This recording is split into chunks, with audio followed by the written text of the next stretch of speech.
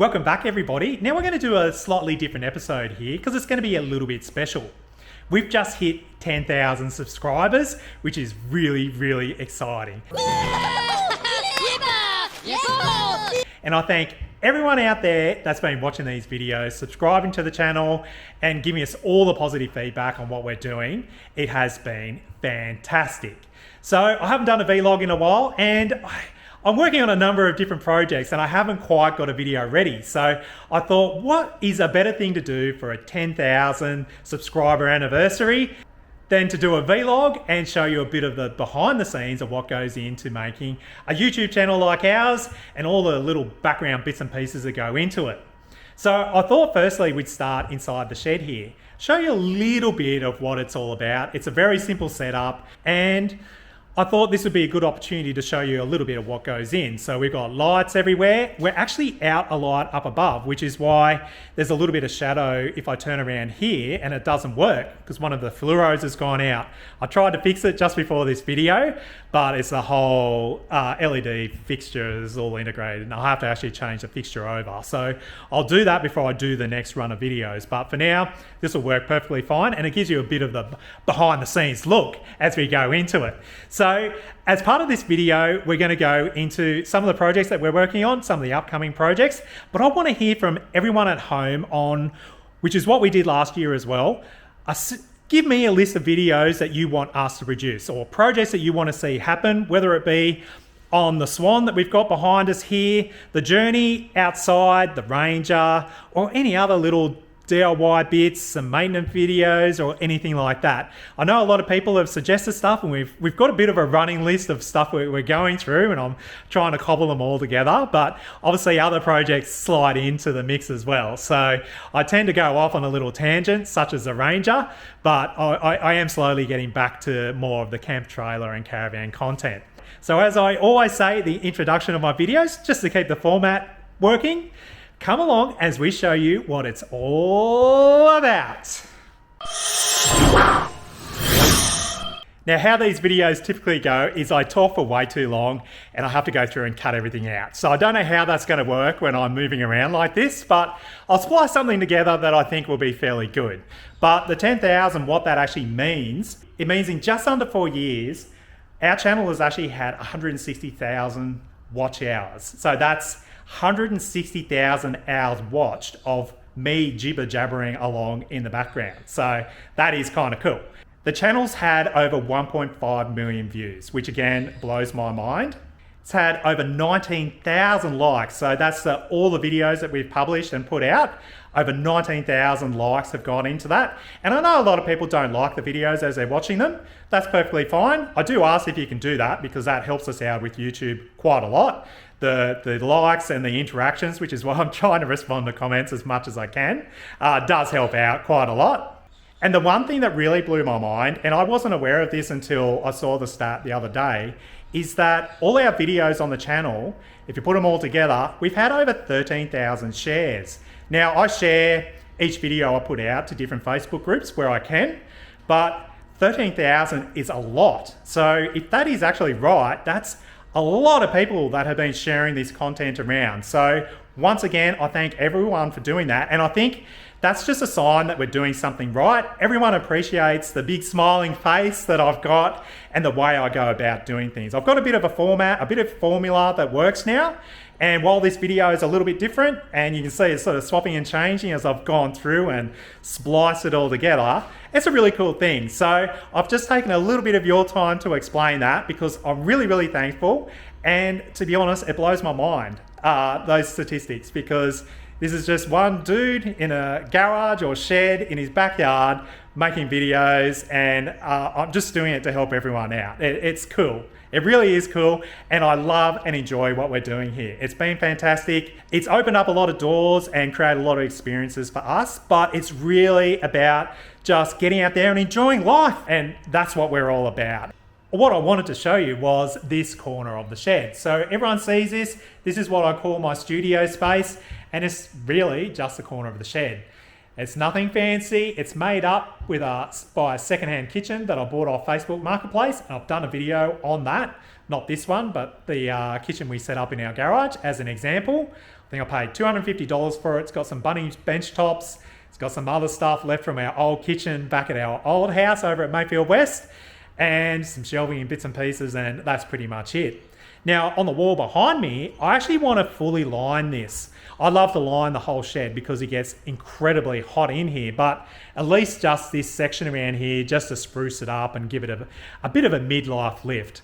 Everyone's seen all these number plates and signs and stuff like that.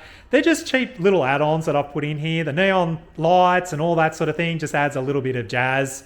But how I've actually gone about doing that, if anyone's interested, is that the number plates and the signs and all that sort of stuff, they're actually stuck on by magnets, which I thought was a pretty cool thing to come across. I tried it and it's worked pretty well. You just buy the big long roll of magnet strips that I'm pretty sure that you use for I think they're flyer screens or something like that. In all my videos, I actually put a list of things I talk about or use as part of the project. So I'll find what it is and I'll actually put it down in the YouTube description of what I've done there. But you just cut off the strips. It's got an adhesive backing on it. So you just stick it onto whatever you're trying to stick it on, and then you just put it onto the side of the shed wall. I think it's a really good solution for just quickly putting things up. They move around from time to time. You've got to reset them, but that's all part of the fun. Now, if we step over to the original workbench I've got here, I documented that as a project way back early in the piece. But the idea of this is it's a full mobile workbench that you can move around, and more importantly, you can actually stand out and put extra leaves in.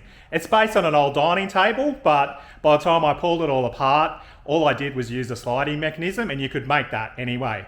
But the one thing I wanted to point out here is that everything that I've got inside the shed generally sits on casters. So even here at the moment with the rooftop tent, I've got it sitting on my garden trolley so I can move it around. This table, I can easily move it around, get it out of the way, do whatever I need to do. And also, a few people might have noticed that I've now got a new workbench. And the idea of this is that it's just breaking it up a little bit. It's not so deep, so I can sit on the other side and present a little bit easier. The old one is actually really deep, and it made it a little bit hard to video sometimes where you had to reach across or you're standing too far away. Plus, I think the actual light timber that's on this provides a decent contrast to the things you got sitting on top. Like for example, at the moment I've got some modified king rack parts, which are sitting here along with the awning brackets for the 270-degree awning and stuff like that, and they sort of punch out a little bit more. But again, this is just a standard workbench that you get from Bunnings, and it never came on casters. So I've retrofitted casters onto the bottom of it, which was incredibly easy. I already had the hole there. I just had to drill it out a little bit, put the casters in, and now I can move this around with no dramas at all. The drawers behind me are on casters. Pretty much everything that, other than the workbench itself, I can move around and change as I need to. And I think that's a really good thing for a shed or a workshop, being able to move things around and adapt depending on the projects you're working on, which is a bit of a tip and trick for this video. If you can, put things on casters. Most of them have brakes so you can lock them into place, but most importantly, you can move them out of the way if you're doing something that doesn't require it there, taking up the floor space. For me, making videos, it means I can move these things backwards and forwards, I can tilt them around, and it creates a little bit more variation, particularly when I'm working on a tripod. So that to me is pretty cool. In the background, we've got our Swan here. This is our 2013 model Swan that we've had for a few years before I started this channel. So we must have had this for 5 or 6 years. We actually converted to this from Black Series Alpha soft floor camper trailer, which I actually loved. I loved all the side bins and everything were part of that, but it was just so cumbersome to put up and down. So converting to this Jayco camp trailer has been one of the best things we ever did. And then obviously the update from that, moving over to the pop top Caravan, is even better again. So now let's get into the two projects which are happening at the moment. So down behind me here, our King's rack is actually currently sitting down on the floor. And the reason for that is I've had to adjust it all up, pull the rooftop tent off it, and start getting it ready to fit a 270-degree awning on it. But I needed to modify all this, and I'm going to do a separate video on that to offset the rooftop tent to the side. Firstly, I had to get the rack up so this awning would cantilever out over the cab of the Ranger. And we'll quickly talk about that when we go outside. But then as part of that, because I've got a side opening rooftop tent and there's many out there like it, it then clashes with an awning if you've got it mounted particularly sort of adjoining the rooftop tent. Now, you can make this rack go up a lot higher and then mount the awning down underneath that, but I'm trying to keep everything as low as I can. So I've had to offset the rooftop tent, and I've done a bit of work to get that to happen. And I've even over here got some modified plates and stuff like that to put one of the cross ribs in. So that will form 2 really good videos which will come out over the next few weeks. They'll come out pretty quick once I get this back onto the Ranger. But obviously, as part of that, we've got some lights in the background. So these are the lights that usually sit right in front of me here, so you don't have the shadow of the camera running backwards and forwards. But at the moment, they're set up there because I'll be filming the modifications we need to do for this rack. And then obviously we've got the rooftop tent that's been stored on my garden trolley here every time it comes on and off. The issue I've got with the rooftop tent is it takes up a huge amount of space in here. The rack itself I've actually had sitting on its side on some casters, but the idea of the hoist is to lift it up off the ground, so I've got some more real estate here to use. And more importantly, put the little camper trailer project in against the Swan if we've still got it when they both come online. I've got to go and pick it up one day, and it will be a cool little project. Oh, look, let's just show you a little bit here while we're talking about it. So the Swan will probably have to go. I've got another little camper project, which is actually a soft floor camper that's come from my mum and stepdad. They've had it for a number of years. It's a heat-slip camper, so it's an Australian-made camper built down in South Australia, and they're known to be extremely robust and extremely well built. Now, the story with that, if I spin around here, so we've got something more interesting as a background, is that they had the unfortunate incident where a tree fell on top of their camper trailer while they were asleep in it, which destroyed the tent and adds a little bit of a story to that project when it comes online. But at the end of the day, the actual tent is useless, and the question was asked, did I need a little project? And I said to Greg, I don't need any more projects. But then the rooftop tent came online, and then I got the rack, and I went, hey, there's actually a common project out there that a lot of people are doing, converting soft floor campers to do a real simple little setup using a rooftop tent, a rack, and having all the ancillaries that come with a soft floor camper trailer, but without the hassle of all the canvas and the tent portion that goes with it. So that's the idea of that project. Now, I've quickly modeled it up just so I could get everything working while I was trying to work out the 270-degree awning. So it's going to look something like this, which is essentially 2 or 1.5 King's racks sitting on top of the actual trailer itself. I want to get a canvas tonneau made for that, so I can actually do a flexible storage sort of solution above that. That might even become a secondary little sleeping area. Maybe if I've got some screens incorporated into the canvas canopy that goes onto that. Then on top, we'll have the rooftop tent, which opens out to its side. And then I'm going to fit the 270-degree awning. So all this stuff that I'm fitting onto the Ranger at the moment will end up on the camper trailer. But for now, let's quickly talk about the Swan, because it's sitting here, and I've mentioned it a few times now. I do have a number of videos that I want to do on that, and most of them are not related to projects so much, but more maintenance videos. So it will be walking through the lifting mechanism, because that's something that a lot of people need to know about. And there's some things to look out for, as well as some maintenance items with that. It could also be going into some wheel and bearing and brake maintenance as well. I think that's another thing that goes with these camp trailers, which I think will be really, really interesting. So they're the 2 main videos, as well as the upgrading of the hinges on the door that I want to do before we let this go. Now, I do have another series of videos, which I've talked about quite a bit. I actually filmed it last year, but I'm doing a front portion of it, which is the ultimate Jayco camper trailer used buyer's guide. It's a really important series that I want to get out, and that will form off the back of the 2024 model review, which we did with Jayco Newcastle. And I want to thank Jayco Newcastle a lot for that. It works really, really well. There's a bit of a synergy there in that I live just down the road. They like the content that we put out, and I am really appreciative that they're giving me access to do walk around videos in the first instance, but I think there's a whole heap of other different things we can do, such as even walking through the spare parts and accessory side of that. just letting people know of what's available through most Jayco dealers. So if something was to break or go wrong with your Jayco product, you can actually go down to the dealer and get so many different things. All the lights, the handles, the plastic bits, the clips, everything is generally in stock at most Jayco dealers. So for me, I think that would be a really good video to do. But as part of that Jayco Swan video, we've had some really good feedback. So people want to see the J-Pod, the cross track. So I really do appreciate working with Jayco, and there's a real synergy there with what we're doing. Now let's go outside and talk about the Ranger, a few of the projects that are going on there. Obviously with this rack down below, the rooftop tent, how it's traveling. We'll quickly look at the journey. I've got a few projects over there as well. And then we'll come inside. I've got a few projects to put on the table here, and then see what happens at the end when we come back inside and wrap all this up. And now the Ranger. Well, it's been going awesome. I'm really, really happy with this, and it's been working really, really well. It actually just clicked over 10,000 Ks, so it's been a week of 10,000. So that's pretty exciting in itself.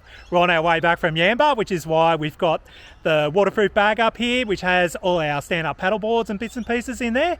I'm obviously just about to pull all of that off, the platform, the crossbars and everything, to put the King's rack back on, the rooftop tent and the 270-degree awning, which is pretty exciting.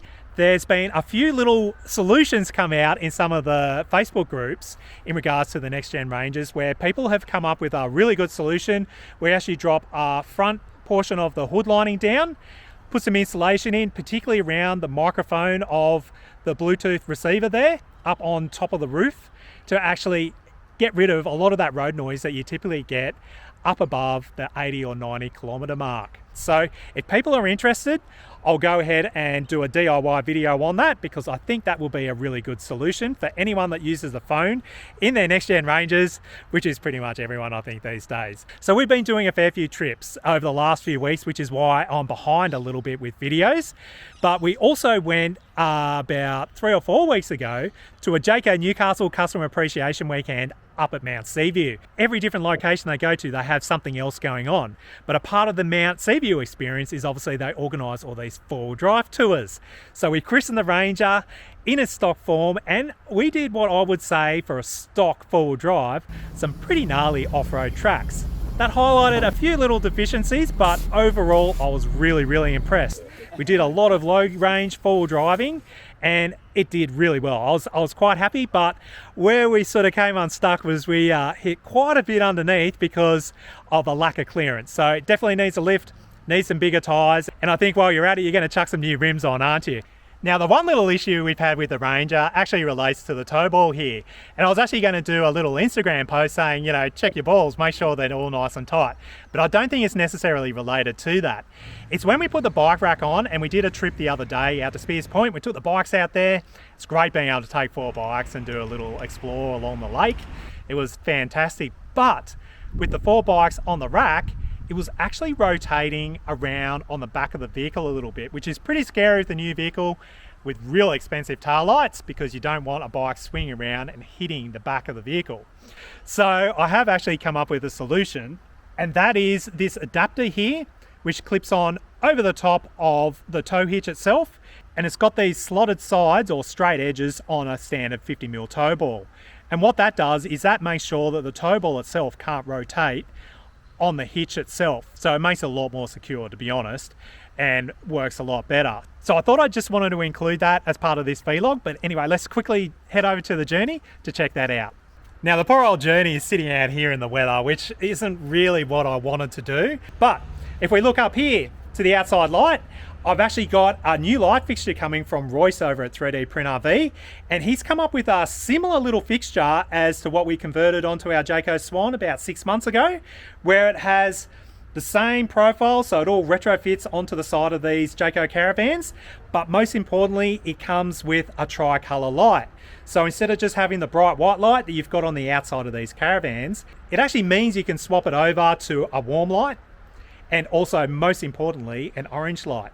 Now, obviously, as per the light fixture that we put onto the Swan, they're also optioned up with a PIR sensor. So you'll have motion sensing on the outside of your Jayco Caravan as well. And I'm not actually sure how that will work with the switching of the Caravan, but I'm sure Royce has got it all worked out. So when that arrives, he's sending it to me next week. We'll do a little bit of a play around with that, and see if we can get that to work. But if we walk up to the front of the caravan here, I'm really happy with this bike rack and how it's working. We've used this a few times now. It takes 4 bikes with no dramas at all. And we've actually updated the boys' bikes, so the sizing's not such a big issue with having to adjust these pads and stuff like that. So we can use it both ways, given that it goes onto the Ranger, the opposite direction to how it sits on the Caravan. But for the money, this is a great bit of gear. I actually need to take it off because I don't want it sitting out in the weather. And I've also just bought a cheap little cover to put over the drawbar section here, just to protect it a little bit from the elements. But other than that, I'm really happy with how most things are working with the Journey. The slide out drawer that we did from On The Go RV's been fantastic. It's worked really well. And for the most part, we don't have too much we want to do with the Journey. But I do want to head inside and run you through the next lot of projects that we've got coming along.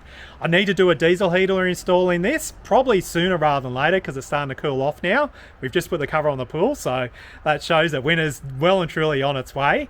But I've got a little project that I could do either to the Journey itself or to the Swan. So let's head into the shed and have a little chit chat about that. And I want to get your thoughts on whether or not we should do it to this or the Swan, because they swap over between both. And I don't think it's really been done in the camp trailer world. So let's go and check that out, as well as a few other projects, so we can wind this video up. So let me just pop you up on the tripod. It's a little bit hard here because we've got a great big rack sitting down underneath it. And then we'll go through a little bit of the projects that are coming down the line as well. So you can see I'm in full casual mode here, but we'll keep going because I've got this shirt on now. So as you can see, there's a fair few projects that I've got planned for down the track. 2 of the big ones I've actually had for about 12 months. So they're out of warranty and I hope they really work. But as I just discussed outside with the Journey, one of the big ones I want to do, which is really interesting, a lot of people are doing them with the Jayco Caravans, haven't seen too much with the campers, is putting in these King's 30-litre fridge drawers, which actually fit perfectly under the lounge areas of the Swans, the Eagles, the Journeys, everything like that. And there's a fair bit around on how you go about doing that. So that's a project I really want to document, but there's a real special thing that goes with that because you need to ventilate the areas under the lounges if you're putting a fridge in there. So I had a discussion with Royce from 3D Print RV and he's come up with this fantastic kit that will ventilate the cavity in behind the fridge. So this will go into the joinery. He's even got some grills that fit over the top and all the holes line up, stuff like that. What Royce comes up with is really cool. And the great thing about this is he had it all set up for me. We met up with him at Barracrab on our way back from Cairns.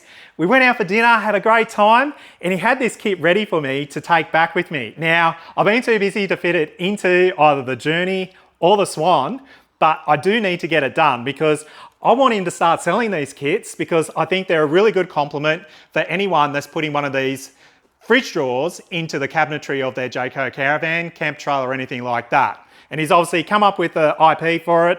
He's done all the product development. It's a really cool 3D printed case. It's got his temperature controller on it, and it really should be a plug and play once you get power into that under lounge area where you're installing the fridge drawer. So this is a project I need to get done sooner rather than later, but I do ask you because I've got a bit of a conundrum.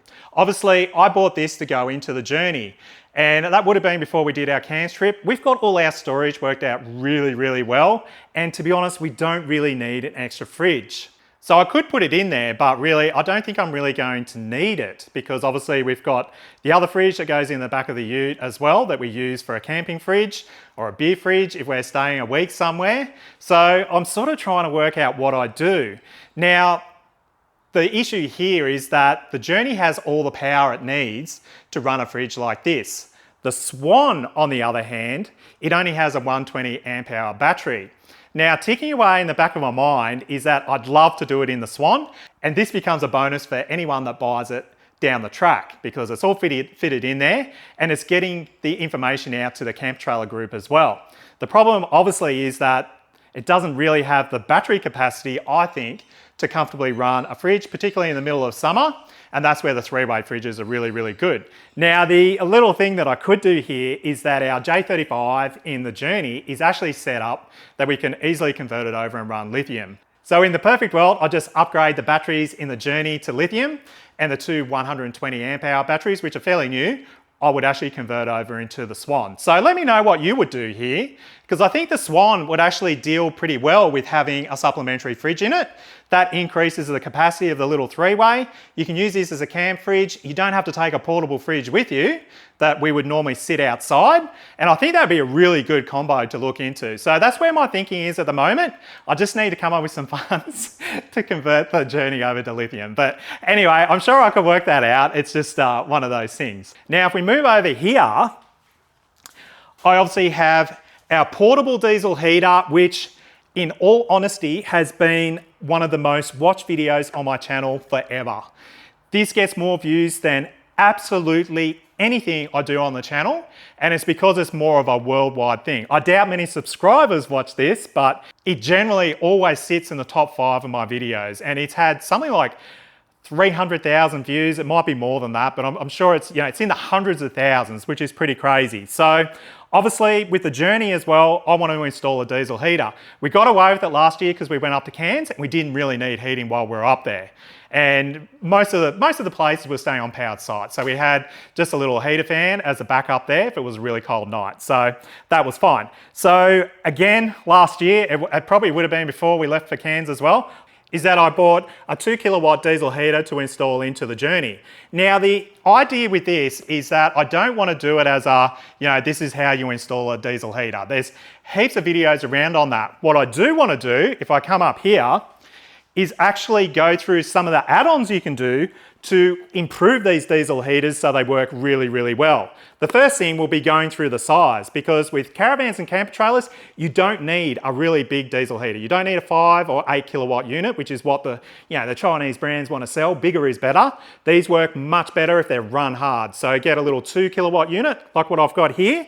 But I've also dabbled into a few other things. So I've gone and bought this kit from Diesel Heat down in Tasmania, and this is to retrofit diesel jerry can into what I was going to do the rear boot of the journey. So instead of using the crappy plastic ones that break down by the UV if you leave them outside, you've got a proper diesel jerry that you can fix into your boot or something like that and have the fuel supply running off that. So that would be just demonstrating and showing what you could do with that to improve your fuel system, your storage and bits and pieces like that. But one of the critical things is I've gone and bought a silent pump. So one of the big gripes with the diesel heaters, these aren't too bad when you put them outside because you don't hear the tick, tick, tick, tick quite so much, is you upgrade to a silent pump, which is a lot better and quieter, so it doesn't have that annoying ticking noise. The other thing I've done is I've also bought a pump insulator. So this goes around the housing of the pump and it should keep it really, really quiet.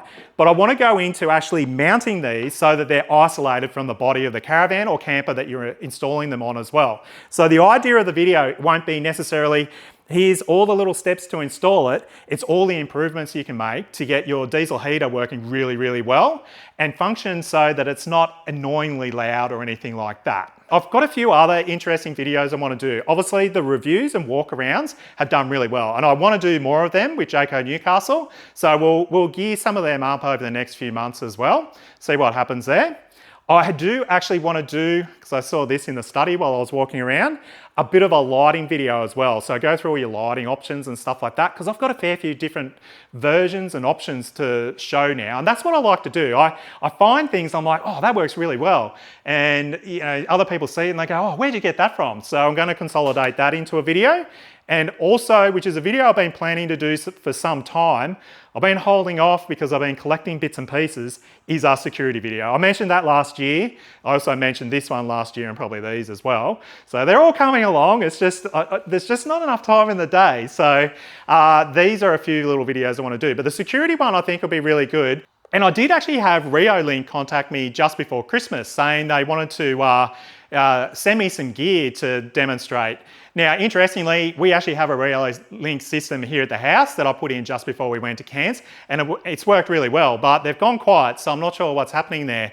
But I would have actually tied a little bit of the Reolink in on that, because while you're away, particularly if you're doing a big trip, it's great having those cameras just to monitor what's going on. But it's more to do with the security of your caravan or camp trailer while you've got it stored at home, and then all your gear and bits and pieces while you're out and about as well. So things like alarmed hitch sort of securing devices, even alarm cables that you can put around your bikes and stuff like that, sensor lights, security lights, maybe even a little portable camera and stuff like that. So if you're doing some remote touring, like is what we want to do, set up a base and then go out in the Ranger with a rooftop tent and maybe not even have to come back that night to sleep. We've already got our bedding with us. You can monitor what's going on and all the other little bits and pieces that go with that. And another video that I really want to do, and I nearly forgot about this, I've had the EcoFlow sitting down here in the background, is that I've actually showcased a few of these power banks now. Now, I will be honest that companies actually send them to me. So it's sponsored content, but it's actually opened up my eyes into how these are and the flexibility and adaptability they have. Now, I cop a fair bit for these because obviously there's a price in getting into them, the Jackery in particular, but it's actually kind of interesting, and I will do a video on this in comparing a fixed sort of battery system with your DC to DC charger, your inverter, all that sort of gear that goes into it. The cost of that versus probably more in the case of the Jackery 2000 that I did, the price difference, because there's not actually that much in it, and you know, balancing out battery capacities and all that sort of thing. Obviously with these you take a little bit of hit with capacity, but you've got all the BMS and everything built into these, and I think it'll be a really interesting comparison on how the money actually all works out, because I guess the thing is with a fixed battery installation is you can build it all up over time if you wanted to. This is not so much the EcoFlow, although this is still $1,200, even the version 2 that's out now, you know, which is a lot of money. But if you invest into a decent battery system built into the back of your ute, in your camp trailer, your caravan or something like that, you know, it gets pretty expensive as well. So I do want to do a video on that, more clarifying where I come from, because I'm a huge fan of these. Our friends have just bought a Blue Yeti AC180, I'm pretty sure. And yeah, they're becoming very, very popular. And I actually think I would never do a fixed battery install, particularly in the back of a ute these days. I've been using this EcoFlow to run our fridge. We actually, when we went to Mount Seaview the other weekend, this just sat in the back running the fridge. I don't know what it got down to overnight. We did a 3-hour drive. We came back, it was back up to 100%. I never had to connect any solar or anything up to it. It's fantastic. I also had the Jackery with me because I wanted to run the coffee machine. So I took 2 power banks with me, which was overkill, but you just sit the coffee machine there. Didn't even plug it into the van, which was the intention. Just, you know, ripped off some coffees in the morning, which we could have done on this, but the Jackery is a lot easier to use. This doesn't quite power the big coffee machine all that well. But you know, I think there's a video in this as well that I want to get out there and explain where I come from. Yes, people have sent this stuff to me, but I've become a really big fan, and I think there's pros and cons with both, and I think that would be a really informative video as well. So that's another video I've got coming down the track whenever I get some free time to set that up. I've got all the bits and bobs all written down and worked out there, so all the statistics, so that we can run through that. And I think it'll be quite an interesting, informative video. I thought I'd just add that in here because I think that's really interesting. And I cop some negative comments in some videos, particularly the sponsored ones where people send me things, and it is really hard because you need to be a little bit biased one way rather than the other, but that's just how the world works. And for us, that's how we get some benefit out of the channel, because we're not earning that much. The time I put into this does not make any sense at all financially. I put hours and hours and hours into each video like that. I do it to help everybody out, but it just puts a huge smile on my face when people say, "Oh, I love it, what you're doing," and all this sort of thing. I actually probably help 1 or 2 people out a week that message me through my Facebook, and they're like, "Hey, I'm looking to buy a Jayco camper," or something like that, or "I've got a problem with this." I'm constantly on Messenger messaging people to help them out, particularly when they're new to the game and they're not sure exactly what to do or what they're doing or what to look at. So if you've got any questions, I do try to reply. I've been actually pretty good at replying to some of the YouTube videos. I've been busy the last couple of weeks, so I've sort of dropped that a little bit, but I'll get back on and try to get back to people as soon as I can. And remember, every single project I do, so with the diesel heater, I'll have this listed in the YouTube description. With the King's Rack, I've got all the little slides and bits and pieces of the components to put all that together where we've done modifications. It's all in the YouTube description of every single video I do, as well as they're all broken into chapters to make it easy for everyone there. There's a lot of work that goes into linking all those things in, breaking it all up into chapters. Otherwise, I just quickly edit a video, put it out. But it's about making it user-friendly so everyone can use it. And again, I think that's what's helped some of the success of these videos. Now, I've consumed a lot of your time in making this video, so if you've made it this far, I thank you very much. But you know, that's some of the stuff that goes into what I'm sort of doing, my thought patterns. My brain doesn't really stop. So while I'm scrubbing floors and cutting out grout and all that, you know, really crappy stuff during the day, I'm thinking about all these cool things I should be doing on weekends and stuff like that. It's just jamming it into that small amount of time that I have. But that's essentially where we're heading for 2024. We don't have any big trips planned for this year. I was potentially wanting to take 3 months off and do the Red Centre. I'd love to do that. Zach's just started high school and Sam's starting high school next year. So we've got to work out how we take some time off. And obviously with my business, I've got things happening that are due and expiring and all this sort of thing at the end of the year. So watch this space. I don't know what's happening. I need to think about and plan ahead, but I sort of just do each day as it comes at the moment because there's so much stuff going on and it's cool. I love it. I enjoy it. And I'm glad all of you out there watching it enjoy it as well. So I'm going to wind it up here. I said that probably about 2 minutes ago, but thanks for watching. And as I always say, get out there, stay safe, have fun, and we'll catch you next time.